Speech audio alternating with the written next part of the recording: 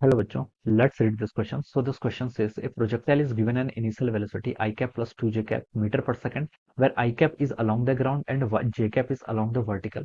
If g is equal to 10 meter per second square, then the equation of trajectory is okay. आपको क्या बताना है? Equation of trajectory यहाँ पर बतानी है, राइट?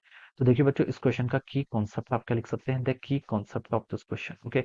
इस क्वेश्चन का की कॉन्सेप्ट ऑफ बच्चों इक्वेशन ऑफ ट्रेजेक्टरी लिख लीजिए। क्या लिख लीजिए? Equation of trajectory, okay. Equation of trajectory, this is the key concept of this question. Equation of trajectory का बच्चों क्या मतलब होता है? इक्वेशन ऑफ ट्रेजेक्टरी देखिए आपके वेरिएबल्स, पोजीशन वेरिएबल्स को क्या करती है? कनेक्ट करती है, ओके। जैसे कोई फंक्शन है किस किसका, एक्स एंड वाई का, this is our equation of trajectory. ध्यान रखना ये टाइम का फंक्शन कभी नहीं होता है, ओके। इक्वेशन ऑफ ट्रेजेक्टरी का never be function of time, okay. तो देखिए हम यहाँ पर क्या कर लेते हैं, इक्वेशन ऑफ ट्रेजेक्टरी का, इक्वेशन ऑफ ट्रेजेक्टरी हमें बनानी है। देखिए क्वेश्चन में देखिए क्या क्या गिवन कर रखा है।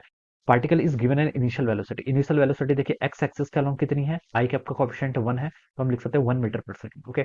Initial velocity along Y axis कितनी है? देखिए जे कैप का कोएफिशिएंट 2 है, तो लिख लीजिए 2 मीटर पर सेकंड, ओके। ये आपने बता दिया। Where I cap is along ground and J cap is along vertical, ठीक है। इफ जी की वैल्यू दे रखी, जी क्या आपका acceleration along Y axis, okay. कितना गिवन कर रखा है? जी 10 मीटर पर सेकंड, ओके। ये आपका ऑलवेज डाउनवर्ड होता है, तो मैं इसको डाउनवर्ड ही लिख रहा हूँ, ओके।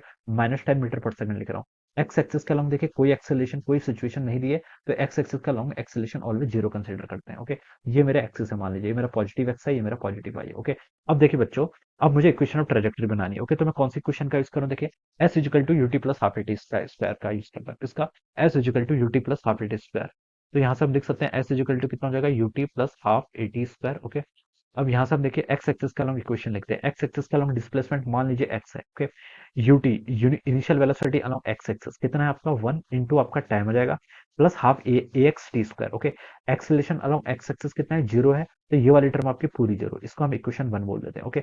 वाई का अलॉन्ग देखिए मैं इसको यूज करूंगा, तो मैं इसको ऐसे लिख सकता हूँ, S Y equal to U Y T plus half acceleration along Y square और acceleration along Y T square, okay.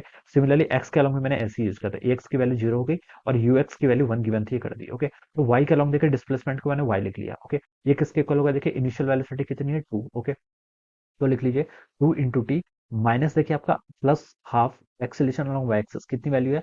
-10 है, तो मैं इसको यहाँ पर -10 लिख लेता हूँ इंटू आपका टी का square, this is our equation, alright. तो मैंने क्या बोला था बच्चों, इक्वेशन ऑफ ट्रेजेक्टरी में हमें एक चीज ध्यान रखना पड़ता है कि it is not a function of time. ये आपका टाइम का फंक्शन कभी हो ही नहीं सकता।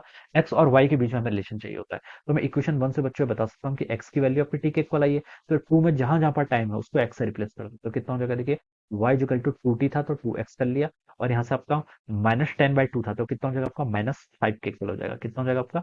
-5, और टी स्क्वायर को क्या लिख लिया हमने? एक्स स्क्वायर लिख लिया। तो y इज इक्वल टू बच्चों कितना आ गया यहाँ से? y इज इक्वल टू आ गया आपका 2x - 5x square, okay. So this is our equation of trajectory, equation of trajectory रहेगी, ओके।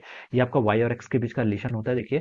तो यहाँ पर देखिए y इज इक्वल टू, ये आपका ऑप्शन 2 से मैच कर रहा है, किससे? ऑप्शन 2 से, ओके। तो इस तरीके हम बता सकते हैं कि option 2 will be the right answer of this question, okay. हम देखिए इस पर इक्वेशन ऑफ ट्रेजेक्टरी अगर आपको याद है तो हम उसमें भी इसको पुट कर सकते हैं। y equal to X tan theta minus g X square by 2 U square cos square theta, उसमें भी डायरेक्ट पुट कर सकते हैं। लेकिन ये बेसिक है, this is the basic function, okay. किससे हम इस तरीके से हम सॉल्व करते हैं, ओके। तो बता सकते हैं ऑप्शन 2 क्या हो जाएगा इसका right answer. So I hope you all understood concept. All the best and thank you.